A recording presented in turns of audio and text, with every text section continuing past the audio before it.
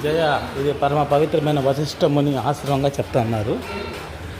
ఇక్కడ ఆయన బ్రహ్మ మానస పుత్రుడు ఇక్కడికి వచ్చి సాధన చేసి తన తపస్సును పండించుకున్నాడంటే ఇది ఎటువంటి అద్భుతమైన తపస్సుకు సంబంధపడిన స్థలము కొంచెం ఆలోచించాలి.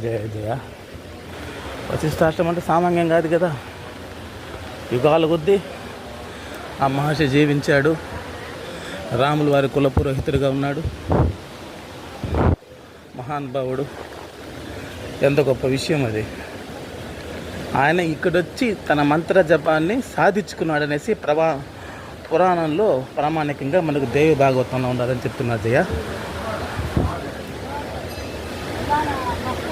ఇది తీర్థంగా ఉన్నది జయ. ఇది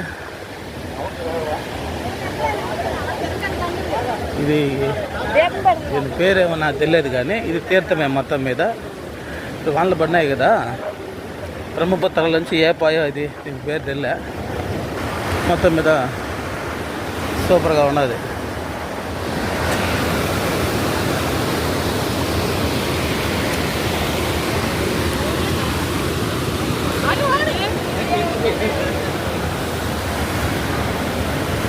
దీని పేరేమరా?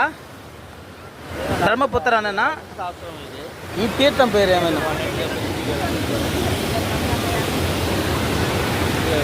పైన ఆడ బాగా వండినట్టుగా దుమ్ముగా వస్తుంది నీళ్ళు. నీళ్ళు ఉండవు. ఆడ గుడి ఉంటుంది అమ్మ పైన.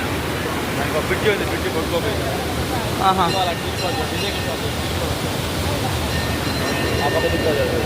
బ్రిడ్జి పైన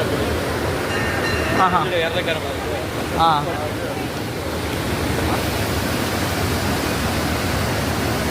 వీడియో తీరా. అక్కడ రన్నింగ్లోనే ఉండాలి.